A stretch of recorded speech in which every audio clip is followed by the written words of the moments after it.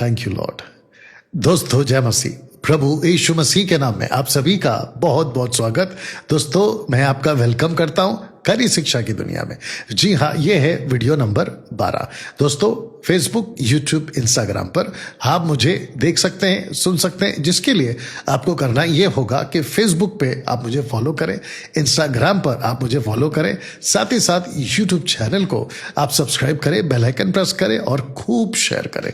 इसके लिए होता क्या है कि ऐसा करने से मेरी जो वीडियोस है वो यूट्यूब वाले या सोशल प्लेटफॉर्म वाले इसको वायरल करते रहते हैं, जिसके चलते मैं डैनियल राज आपको ये कहना चाहता हूं कि मैं सोशल प्लेटफॉर्म से पैसे कमाने के लिए ये नहीं कह रहा हूं, बल्कि मेरी जितनी भी वीडियोस है सोशल प्लेटफॉर्म पे टोटल मुफ्त है।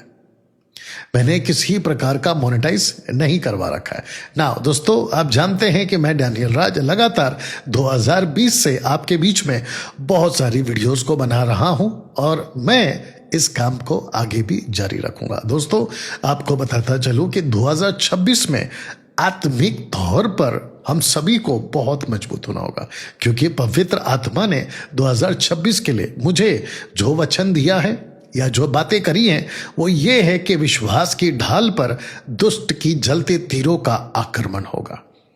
आपका फेथ हिलेगा, आपकी डॉक्ट्रिन हिलेगी, आप ठंडे पड़ सकते हैं, आप निराश हो सकते हैं, आप प्रभु से दूर जा सकते हैं, जिसके लिए आपका स्पिरिचुअल हाउस, आपका आत्मिक घर चट्टान पे रूटेड होना जरूरी है, जिसका प्रयास आप कर रहा हूं। साथ ही साथ मैं चाहता हूं कि आप एमएमबी के साथ यानी कि मेरे साथ डैनियल राज के साथ आप जो हैं साथीदार बने, मंथली सपोर्टर के तौर पे आप आगे आ सकते हैं, क्योंकि आप जानते हैं कि मैं किसी प्रकार का कोई पैसे कमाने के लिए वीडियोस को नहीं बनाता, लेकिन आप जानते हैं कि ये जो मैं काम कर रहा हूं इसमें खूब पैसे लगते हैं, या इसके इक्विपमेंट्स, इसकी जो रेख देख है, या इसका जो संभालना होता है, या फिर जो भी चीज़ें, इसमें खूब पैसे लगते हैं। अगर आपको मेरी वीडियो ब्लेस कर रही है, आपका आत्मिक जीवन हो रहा है, आत्मिक उन्नति हो रही है, आप तरक्की कर रहे हैं, देश विदेश में जहां कहीं से भी आते हैं, आप मेरे आत्मिक इस मुहिम को जो मैं चला रहा हूं एक सहयोग के तौर पे आप जो है आगे आ सकते हैं, मंथली सपोर्टर बन सकते हैं, और जिसके चलते खूब काम आपके बीच में होता रहेगा, प्रभु का वचन का प्रचार होता रहेगा ना। दोस्तों मैंने जो आज टॉपिक चुना है वो है ये वाला।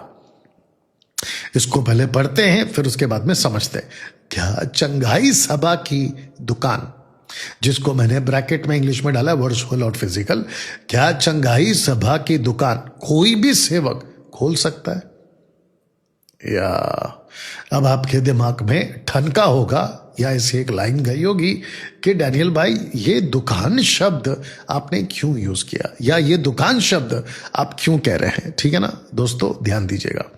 सबसे पहली बात, अगर आप इस लाइन को समझोगे ना, क्या परमेश्वर आज भी चमत्कार करते हैं, तो आपको पता चलेगा अभी जो मैं रखूंगा, परमेश्वर आज चमत्कार ऐसे नहीं करते जैसे तब करते थे। वो कैसे है, वो क्या है, आपको अभी थोड़ी देर में पता चलेगा, लेकिन उसके पहले वापस इसको समझना होगा। क्या चंगाई सभा की दुकान कोई भी सेवक खोल सकता है?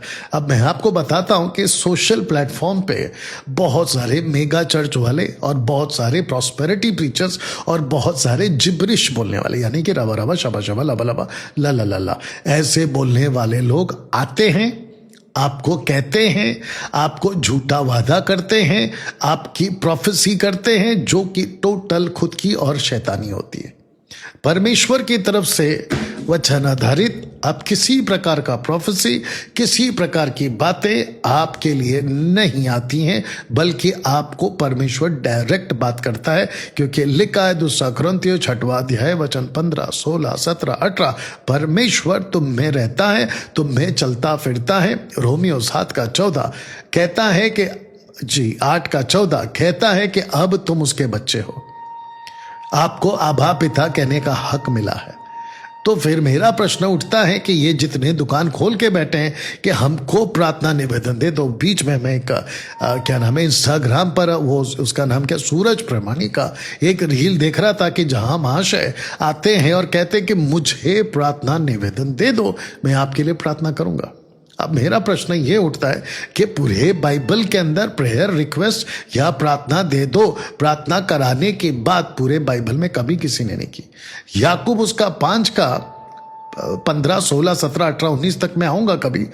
वो आप अगर उसका कॉन्टेक्स्ट पढ़ोगे तो वो अविश्वासी लोग हैं, ऐसे अविश्वासी जो पाप करते हैं। इसलिए लिखा है कि अगर उसने पाप भी किया हो तो भी उसकी माफी हो जाएगी। तो यहां पे कॉन्सेप्ट बिल्कुल क्लियर हो जाता है कि लेखक याकूब जो लिख रहा है वो पापियों के लिए लिख रहा है, जो अविश्वासी लोग हैं, ये उनकी बात हो रही है। ठीक है ना आते हैं मुद्दे पर कि कैसे कोई सोशल प्लेटफॉर्म पे फिजिकल वर्चुअल आपके बीच में आएंगे और कहेंगे कि मैं आपके लिए चंगाई कर दूंगा। तो फिर प्रश्न उठता है कि क्या आज परमेश्वर चमत्कार करते हैं? अगर हमें इसको समझना है ना, तो फिर हमको जाना होगा डैनियल्स के 70 वीक्स की प्रोफेसी पे। पहला ठीक से पोस्टर देख लीजिएगा और मैं कुछ चीजें आपको बता देता हूं, ठीक है ना। तो सबसे पहले फ्रॉम 457 BC ये वाला टू 34 AD, जहां पे डैनियल प्रार्थना कर रहे हैं, डैनियल की पुस्तक 8वें अध्याय में, लेकिन चैप्टर 9 में आते आते गैब्रियल आता है और उसको कहता है, अगर आपको स्क्रिप्चर दिख रहा होगा दानियल की किताब उसका 9 का 24, 25, 26, 27 में कहता है कि दानियल तेरी प्रार्थना सुन ली गई है और तेरे लोग यानी जूइश और तेरे नगर यानी कि जेरूशलेम के लिए 70 सप्ताह ठहराए गए। ये 70 सप्ताह को आपको गिनना होगा वर्ष के हिसाब से, जो कि काउंट में आता है, जिसको मैं बाइबल कॉलेज में सिखाता हूं, जो कि काउंट में आएगा 490 साल वाला कॉन्सेप्ट। तो 490 साल का ये जो कॉन्सेप्ट है, अगर आप इसको समझ जाओगे तो फिर आपके मन में प्रश्न मैंने डाला है, क्या परमेश्वर आज भी चमत्कार करते हैं? तो आपको ये कॉन्सेप्ट भी क्लियर हो जाएगा। तो दोस्तों, ये जो शख्स आपके सामने बैठा है डैनियल राज, ये सबसे पहले बाइबल के वचन को ठीक से स्टडी करता है, कॉन्टेक्स्ट में पढ़ता है, ट्रांसलेशन को पढ़ता है, हिस्ट्री को समझता है, लेखक और परमेश्वर के जो कैलकुलेशन है उसको समझता है। फिर उसके आधार पर आपके बीच में कोई ना कोई बात को रखता हूं, स्टेटमेंट को रखता हूं, और वो भी डंके की चोट पे बात करता हूं। और यही वजह है कि बहुत सारे पास्टर्स मेरी बात को हजम नहीं कर पाते और इसलिए उनको ठोकर लगती है। But who cares? जब जीसस की बातों को शास्त्री फरीसियों ने नहीं समझा तो जीसस उनके पीछे पीछे नहीं भागा कि अरे भैया सुन लो। पतरस को कहता है, पतरस क्या तू भी जाना चाहता है? पतरस कहता है कि अनंत काल की जीवन की बातें तेरे पास है। तो जो बातों को समझ जाएगा ना कि ये अनंत काल की जीवन की बातों का संबंध है, तो वो कभी नहीं जाएगा। एनीवे दोस्तों, अब उसको मैं क्लियर कर देता हूं। अगर आप ऊपर देखोगे ना तो 27 AD में यीशु मसीह का बपतिस्मा होता है, जो कि पब्लिक के बीच में, जूइश पब्लिक के बीच में यीशु मसीह अपनी पहचान रख देते हैं कि मैं वो मसीहा हूं जिसकी प्रोफेसी डैनियल की किताब उसके 9 के 24 में की गई थी। मैं वो मसीहा हूं, ठीक है ना। उसके बाद में 31 AD, अगर आप ऊपर देख रहे होंगे, तो यीशु मसीह को मार दिया जाता है नगर के बाहर रोम की सरकार द्वारा। उसके बाद 34 AD में क्या हुआ? तो 34 AD में अगर आप देखोगे तो आखिरी का जो सप्ताह है ना वो कंप्लीट हो जाता है, यानी कि 70 सप्ताह कंप्लीट हो जाते हैं। तो 70 सप्ताह को मैं, जो कि बहुत बारीकी से सिखाता हूं, लेकिन अभी फिलहाल मैं आपको हल्का हल्का दे देता हूं कि 70 सप्ताह को आपको बांटना होगा 3 पार्ट्स में। तो सबसे पहला है 7, उसके बाद में 62, उसके बाद में 1। लेकिन जब यीशु का 27 to 34 जो काउंट है ना, वो आएगा टोटल 7 साल का, यानी कि 3.5। तो 27 to 31 3.5, 31 to 34 3.5, टोटल हो गए 7 साल, यानी कि आखिरी हफ्ता, ठीक है ना। अब प्रश्न उठता है कि 34 में क्या हुआ? अगर आप यहां पे देखोगे, स्टीफन स्टोन्ड, पत्थरवा किया गया। किसको? स्टीफनस को। जैसे ही स्टीफनस को पत्थरवा किया गया 34 में, अगर आप ऊपर देख सकते हो, तो जो यीशु बैठे थे वो खड़े हो गए। मरकुस उसका 16 का 19 में यीशु बैठ गए। लेकिन अगर आप यहां पे पढ़ोगे एक्ट चैप्टर 7 वर्स 56 में, तो उसने यीशु मसीह को खड़ा हुआ देखा। प्रश्न उठता है कि यीशु खड़े क्यों हो गए? तो जिस नगर के लिए वो बैठे थे, उस नगर के लिए वो खड़े हो गए। और खड़े होकर गए कहां? तो यहां से सुसमाचार आपका टोटल बदल जाता है, जिसको कहते हैं कि सुसमाचार यहूदियों से लेकर शिफ्ट कर कर हटाकर अन्य जातियों को दे दिया। अन्य जातियों ने दोनों हाथों से यीशु के सुसमाचार को स्वीकार किया। लेकिन अन्य जातियों के लिए सुसमाचार सिर्फ मसीह के लिए, मसीह का वजह से, मसीह का द्वारा लोगों तक पहुंचा मात्र सुसमाचार। ना कोई ज्ञान की बातें, ना कोई चमत्कार की बातें, और ना ही कोई चिन्ह की बातें। अब मैं आपके बीच में इसको समझाने के लिए, क्या चंगाई सभा की दुकान कोई भी सेवक खोल सकता है, तो इसको समझाने के लिए मुझे जाना पड़ा डैनियल के 70 वीक्स पे। अब मैं जो जा रहा हूं इसको समझाने के लिए, क्या कोई भी दुकान खोल सकता है एक अलग एंगल पर, तो मैं आपको अभी से बता दूं कि जो भी चंगाई का दावा करते हैं, अगर वो इसको समझ जाएं ये वाला, तो आपको भी पता चलेगा कि कितना ज्यादा शैतानी है और कितना ज्यादा डिमोनिक है जो ऐसा दावा करते हैं कि आप मेरे पास आओ, मैं आपके लिए प्रार्थना करूंगा और आपका सब ठीक हो जाएगा। वो टोटल बंडलबाज है, टोटल फेक है और शैतानी है। आइए पहले इसको समझते हैं। माफ करना, पहला कुरिन्थियों 1:22, 1 Corinthians chapter 1 verse 22 कहता है, यहूदी तो चिन्ह चाहते हैं, यूनानी मतलब अन्य जाति ज्ञान की खोज में। तो यहां पे दो ग्रुप आ गया। दोस्तों आपको बताता चलूं कि जब तक 3rd सेंचुरी नहीं आया, इनके बीच में जो तीसरा ग्रुप बाहर निकला है, क्रिश्चियनिटी, यहां पे नहीं था। परमेश्वर के लोग मानव जाति को उस वक्त में सिर्फ दो ग्रुप में ही बांटते थे। वो चाहे पतरस हो, वो चाहे पौलुस हो, वो चाहे यीशु जी हो, दो ही ग्रुप में बांटते थे। एक होता था यहूदी और दूसरे होते थे अन्य जाति। तो जिसके चलते मैं आपको बताता चलूं, एक सेकंड दीजिए, जिसके चलते मैं आपको बताता चलूं, इस दो ग्रुप के अलावा तीसरा ग्रुप नहीं था अंटिल 3rd सेंचुरी। कॉन्स्टेंटाइन ने आकर क्रिश्चियनिटी की स्थापना करी, फिर उसके बाद से आज तक में जो है ये क्रिश्चियन ग्रुप स्टार्ट हो गया और चल भी रहा है ना। मैं चाहता हूं कि आपको एक और चीज समझा दूं। पौलुस जब इसको लिख रहा है तो उसके दिमाग में दो ही ग्रुप है, एक है यहूदी और दूसरा है यूनानी। अब यूनानी का जब मैं बात करूंगा ना तो बहुत लंबा चला जाएगा, लेकिन हल्का सा इंटर दे देता हूं कि बादशाह सिकंदर, किंग अलेक्जेंडर जब आए थे, जब पूरी पृथ्वी पे कब्जा किया था, तो रूल किया था, तो उनका जो लोकल लैंग्वेज था जिसपे उनका कमांड था और पूरी दुनिया उस वक्त में बात करती थी, जैसे आज पूरी दुनिया इंग्लिश टॉप पर है ना, वैसे यूनानी यानी ग्रीक टॉप पे था। You understand now? अब प्रश्न उठता है कि पौलुस ने ऐसा क्यों कहा, यहूदी तो चिन्ह चाहते हैं और यूनानी ज्ञान की खोज में। उस वक्त जुविश के बीच, बहुत ध्यान दीजिएगा, उस वक्त जुविश के बीच में चमत्कार होते थे, और ये जो यूनानी हैं ये पूरे विश्व में ज्ञान की तलाश में थे या ज्ञान की खोज में थे। तो यहूदी भागते थे चमत्कार के पीछे जो कि होता था, और जो अन्य जाति है वो भागते थे ज्ञान के पीछे, बहुत नॉलेज के पीछे ना। अब प्रश्न उठता है, इसको रख रहा हूं जो आपके बीच में आ रहा है, वचन 23, परंतु हम, ये हम कौन है? इसको कहते हैं कि जो अन्य जातियों से बाहर निकले और जो यहूदियों से बाहर निकले, जिसको कहते हैं बुलाए हुए। अभी मैं रखूंगा बुलाए हुए, और बुलाए हुए को जिसको कहते हैं इंग्लिश में कॉल्ड वंस, उसी को कहते हैं एक्लीसिया। एक्लीसिया का मतलब हिंदी में कलीसिया, जिसको मसीह की देह कहते हैं। तो कलीसिया में दो ग्रुप के लोग शामिल हुए हैं, एक हुए हैं यहूदी से और एक हुए हैं यूनानी से, यानी कि जूइश एंड जेंटाइल। तो जिसके चलते पौल कहता है, परंतु हम तो उस क्रूस पे चढ़ाए हुए मसीह का प्रचार करते हैं, जो यहूदियों के निकट ठोकर का कारण अन्य जातियों के निकट मूर्खता, अन्य जाति मतलब यूनानी, उनके लिए मूर्खता है। तो दोस्तों पोस्टर रख दे रहा हूं, जूइश और जेंटाइल ऊपर है, बीच में मसीह है। मसीह जूश के लिए बना ठोकर, मसीह अन्य जातियों के लिए बना मूर्खता। कब से? 58 AD के बाद से अब तक। वापस पीछे जाता हूं क्योंकि हो सकता है कि आप कनेक्ट नहीं हुए, तो कर देता हूं। क्या चंगाई सभा की दुकान कोई भी सेवक खोल सकता है? तो मैं वापस कहता हूं कि यह टोटल बंडलबाज है।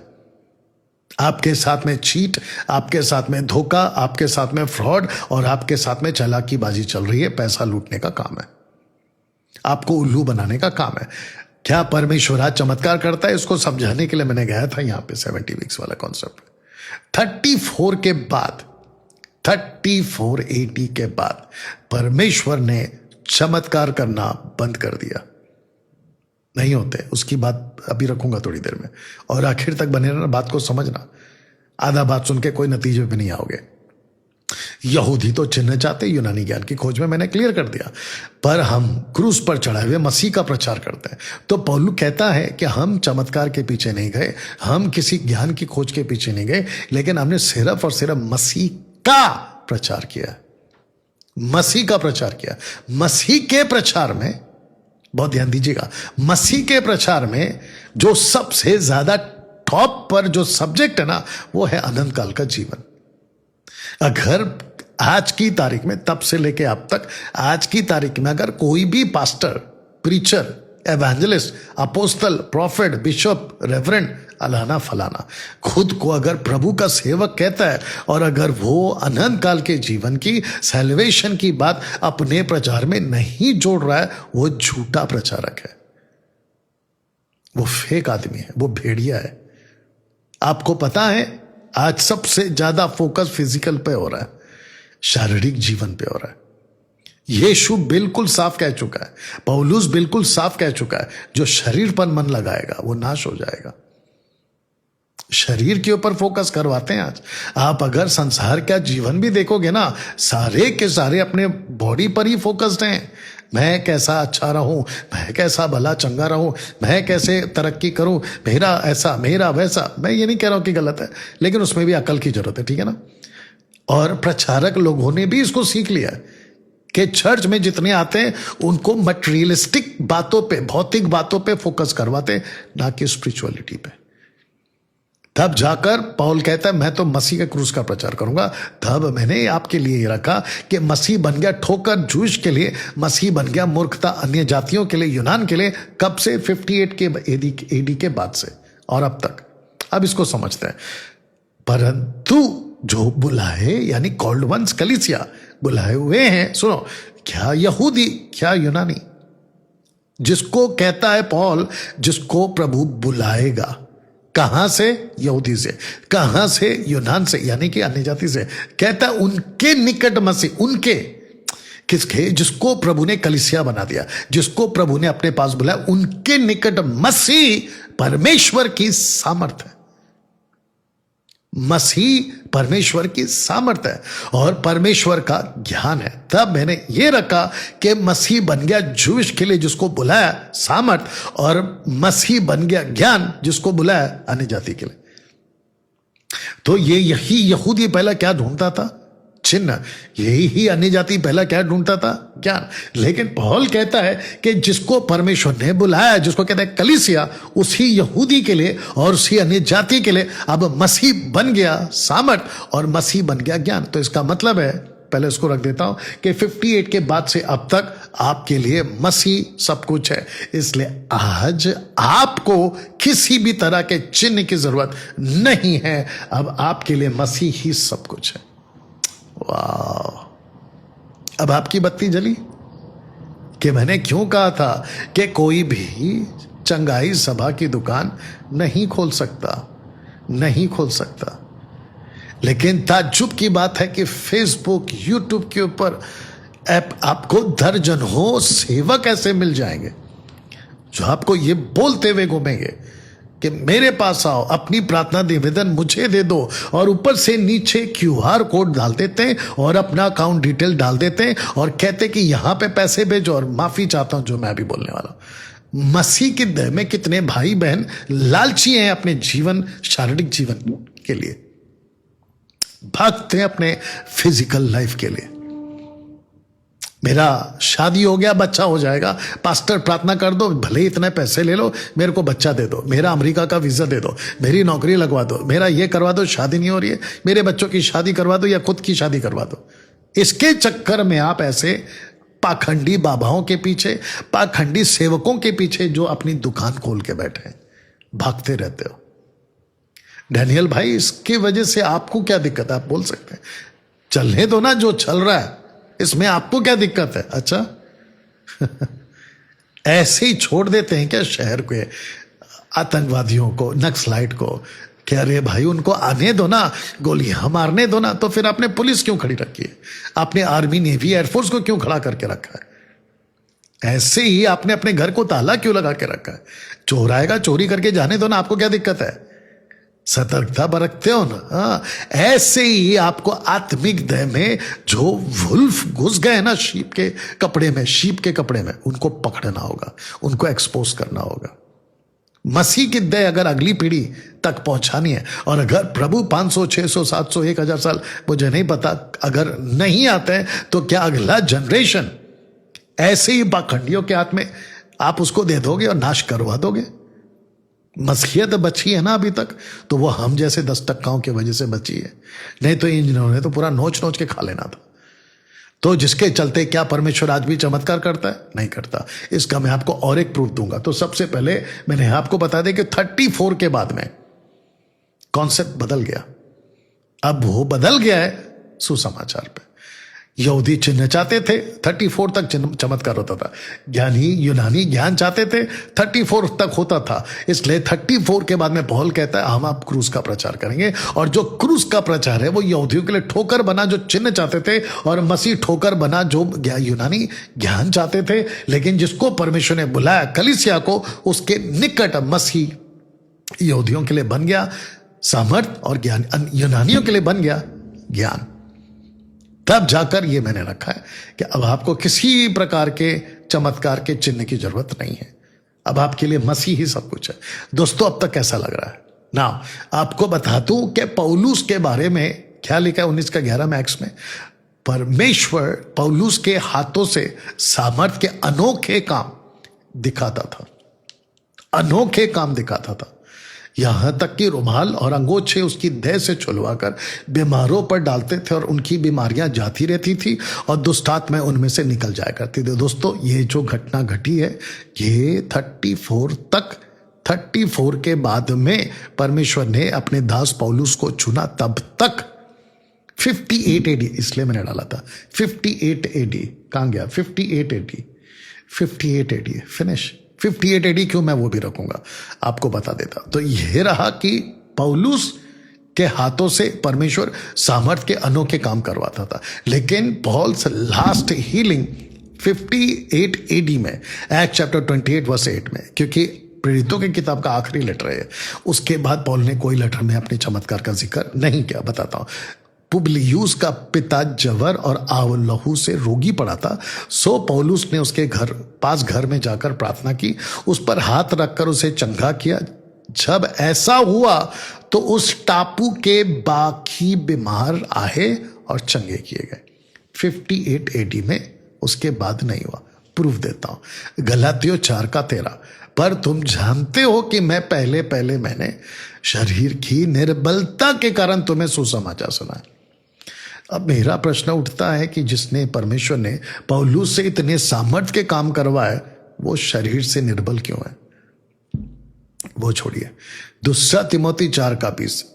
अरस्तुस कोरिन्थ में रह गया, त्रिफुमुस को मैंने मिलेतुस में बीमार छोड़ा। पौलुस का डिसाइपल तिमोथी को कहता है कि अपने बार बार बीमार होने के कारण दाखरस को काम में लाया कर। तीसरा कहता है कि इसलिए कि मैं प्रकाशों की बहुतायत के कारण फूल ना जाऊं। मेरे शरीर में एक कांटा चुभाया गया, यानी कि शैतान ने मुझे घूंसे मारा नीचे। अब मेरा प्रश्न यह है कि जिस पौलुस ने इतने चमत्कार किए, वो खुद बीमार है, उसका जो प्रिय चेला तिमोथी वो बीमार है, ऊपर त्रिफिमुस बीमार है। ये क्या चल रहा है? तब आपको यह समझना होगा कि चमत्कार के 3 दौर हैं। चमत्कारों के 3 दौर हैं। मोसेस के टाइम पे, एलाइजा के टाइम पे, जीसस के टाइम पे। मोसेस के टाइम पे जितने भी चमत्कार हुए वो पर्टिकुलरली एक सटीक टाइम के लिए, एक सटीक ग्रुप के लिए, जिसको इजराइलाइट्स कहते हैं। उसके बाद में कोई चमत्कार नहीं हुआ है। फिनिश। दूसरी बात, एलाइजा का इतना चमत्कार है जिसको हम कह सकते हैं कि 7 मेजर और 14 माइनर, मेजर और माइनर मिला के 14 हो गए, जिसको देखकर एलीशा कहता है कि अरे वाह, ये जो प्रॉफिट है, अगर मैं इसकी कॉपी करूं या इसके पीछे पीछे भागूं तो मुझे इसका दुगना मिल सकता है। और वो मिला भी, लेकिन वो भी पर्पसफुली था। उसके बाद आते हैं जीसस। यीशु का भी चमत्कार, मत्ती 8:16, यीशु का भी चमत्कार आइजाया की किताब के हिसाब से किया गया, ओनली फॉर जूइश। अब ऐसे चमत्कार जैसे कि तीनों ने किया क्यों नहीं होते आज? तब जाकर मैंने आपके लिए रखा है, एक होता है गिफ्ट ऑफ गॉड और दूसरा होता है विल ऑफ गॉड। अब आप मुझे बताइए कि गिफ्ट ऑफ गॉड तो जा चुका है, इनके दरमियान हो गया, अब नहीं होते। अब जो चल रहा है वो है will of God. Okay Daniel भाई, क्या आप ये कहना चाहते हो कि ये चमत्कार होते ही नहीं है? मैंने कभी नहीं कहा। मैं इसको मानता हूं, आज जो चल रहा है वो चल रहा है विल ऑफ गॉड। अगर परमेश्वर की मर्जी हो ना, आज भी मुर्दे जिंदा कर लेगा किसी के भी द्वारा। लेकिन ये जो दुकान खोल के बैठे हैं ना, आज किसी भी विश्व के पास्टर के पास गिफ्ट नहीं है। ये जो दुकान खोल के बैठे हैं ना कि हम चमत्कार कर देंगे, ये सब बंडलबाज है, पैसा कमाने का नया तरीका और साथ ही साथ में लोगों को उल्लू बनाने का। तब जाकर मैंने ये दो कॉन्सेप्ट रखा। विल ऑफ गॉड आज भी है, लेकिन अगर कोई पास्टर कहता है कि मेरे पास में गिफ्ट है, तो उस पास्टर का काम है कि जितने भी चर्च में आते हैं ना सबको ठीक करे। दूसरी चीज लगे हाथ बोल देता हूं, अगर कोई कहता है ना कि पास्टर के पास में गिफ्ट है चमत्कार का, तो फिर उसने ये नहीं बोलना चाहिए कि मैं तुझे कहता हूं यीशु के नाम में उठ जा उठ जा उठ जा उठ जा, अब ऐसा चल, अब ऐसा चल, अब इसको कोई पकड़ो, इसको कोई चलाओ, यहां से दौड़ो वहां से दौड़ो। ये सब बकवास नहीं होना चाहिए। अगर यीशु ने कहा था तलीता कुम, एक लड़की को, वो तुरंत उठ गई। लाजर को कहा बाहर आ, वो तुरंत बाहर आ गया। विधवा के बेटे के अर्थी को छुआ, वो तुरंत जिंदा हो गया। लहू बहने वाली औरत ने कपड़ा छुआ, तुरंत ठीक हो गया। ऐसे चमत्कार आज क्यों नहीं होते? क्योंकि गिफ्ट बंद हो गया, क्योंकि वो पर्पसफुली था। मैं उसको मानता हूं बाइबल आधारित है, लेकिन अब जो चल रहा है ना वो विल के हिसाब से चल रहा है। और विल किसका होना चाहिए? प्रभु का होना चाहिए। किसके लिए होना चाहिए? व्यक्ति के लिए होना चाहिए। वो व्यक्ति कहना चाहिए कि प्रभु तेरी इच्छा है तो मुझे ठीक कर दे, क्योंकि परमेश्वर के मर्जी के बगैर दोस्तों एक पत्ता तक नहीं हिलता। तो ये जितनी भी चंगाइयां सभा, जितने भी बड़े बड़े मेगा चर्च में ये जो बाजार लगता है ना, ये सब ढोकलेबाजी। बेचारे लोग जाते हैं, एम्बुलेंस में जाते हैं, व्हील चेयर पे जाते हैं, स्ट्रक्चर्स पे जाते हैं और ऐसे ही वापस आ जाते हैं। इक्का दुक्का ठीक होते हैं, जिसको कहते हैं कि कहीं पे भी पत्थर मारो कहीं ना कहीं तो लग ही जाएगा, अंधेरे में तीर। और एक बता देता हूं चमत्कार डैनियल भाई फिर आज कैसे हो रहा है? वो ठीक हो रहा है, ये ठीक हो रहा है। मैं मानता हूं ना चमत्कार हो रहा है, ये तो वैसे ही हो गया ना। मूसा को कहा था पहली बार लकड़ी मारना पानी आएगा, दोबारा का लकड़ी नहीं मारना, बात करना, लेकिन उसने लकड़ी मारा फिर भी पानी आया। ये चमत्कार को आप सही बोलोगे कि गलत बोलोगे? आप ही बता दो। गलत होगा ना वो पानी तो आया लेकिन तरीका गलत था। ऐसे ही तरीका गलत हो जाता है। चमत्कार के पीछे मत भागिए। जिस चर्च में स्क्रिप्चर को इंपॉर्टेंस है उस चर्च में जाओ। जहां वचन को सही तरीके से कॉन्टेक्स्ट में सिखाते ना, उस चर्च में जाओ। और आपको लगे आप ये भी बता दो कि जहां दशमांश की शिक्षा होती है वहां पे तो पहले ही पैर बाहर निकाल देना। जहां अन्य भाषा की टीचिंग होती है रबा रबा, तुरंत बाहर निकल जाना। जहां पे जुडाइज्म की टीचिंग चलती है तुरंत बाहर आ जाना। जहां पे यीशु के नाम का बपतिस्मा की टीचिंग होती है तुरंत बाहर आ जाना। जहां पे माता यरूशलेम जवा विटत, तुरंत बाहर आ जाना। जहां पे ट्रायून गॉड ट्रिनिटी की बात होती है, जहां पे वचन को सही तरीके से बोला जाता है, पक्का जाना। चलिए दोस्तों, आशा करता हूं आज का ये जो टॉपिक है, मैं उसी स्लाइड पे आ जाता हूं। आज का ये जो टॉपिक है जिसके ऊपर मैंने बात करी है, और मैं चाहता हूं कि प्रभु आपसे इस वचन के द्वारा बात करे। क्या चंगाई सभा की दुकान कोई भी सेवक खोल सकता है? नहीं खोल सकता। और जितने ने खोल के रखी है तुरंत लेफ्ट करो, अनसब्सक्राइब करो, बाहर निकलो, नहीं तो बहुत बड़े धोखे में जाओगे। एक वीडियो और बनाऊंगा, क्योंकि मेरी बीच में किसी से बात हुई थी, कहते हैं कि आत्मा बच रही है, लोग ठीक हो रहे हैं, कलीसिया भर रही है, गवाहियों पे गवाहियां होती है, लंबी कतार लगती है गवाहियों के लिए, ये ठीक हो गया, वो ठीक हो गया। फिर डैनियल राज आप उनको गलत कैसे बोल सकते हैं? ध्यान दीजिएगा, बनाऊंगा इसके ऊपर वीडियो। चंगाई हो रही है, चमत्कार हो रहे हैं, सब कुछ ठीक हो रहा है, कैंसर, HIV, पता नहीं बड़े बड़े बीमारियां ठीक हो रही है, यहां तक कि आदमी व्हीलचेयर से उठ के ठीक हो गया, मुर्दे तक जिंदा हो गए और खचा खच भीड़ आ रही है चर्च में। लेकिन प्रश्न उठता है कि क्या उसके पास अनंत काल का जीवन है? जानते लूका 10वां अध्याय वचन 17 से अगर आप आगे पढ़ोगे ना 20 तक में, तो जीसस ने क्या कहा पता है? उसने कहा कि आत्मा तुम्हारे वश में, मतलब मिरेकल्स हो रहे, इससे खुश नहीं होना, इससे खुश होना कि तुम्हारे नाम जीवन की पुस्तक में हो। मूसा ने क्या कहा था पता है? जब 3000 मर गए गाय का बछड़े का आराधना करके, उसने कहा प्रभु अगर तू और लोगों को मारेगा ना तो मेरा नाम पुस्तक से काट देना। इसका मतलब यह हुआ कि जीवन की पुस्तक में आपका नाम हो। मैंने इसलिए कहा था प्रचारक अगर उद्धार की बात नहीं कर रहा है वो टोटल बकवास है। Salvation is must, not miracles. चमत्कार होंगे प्रभु की इच्छा से, आश्चर्य कर्म होंगे प्रभु की इच्छा से, दुष्ट आत्माएं निकलनी चाहिए प्रभु की इच्छा से, निकलते, मैं नहीं कहता नहीं निकलते, लेकिन ये जो दुकान खोल के बैठे ना ये बकवास है। चलिए दोस्तों, मिलते हैं अगली वीडियो के साथ में, वीडियो नंबर 13 के साथ में। परमेश्वर तब तक आपको खूब आशीष करे, और याद रखो ऐसी टीचिंग अगर आपको सही लग रही है खूब फॉलो करें, खूब लोगों तक पहुंचाए, और जितना हो सके आप दूसरों तक वायरल करिए। मिलते हैं अगले वीडियो के साथ। प्रभु आपको आशीष दे। God bless.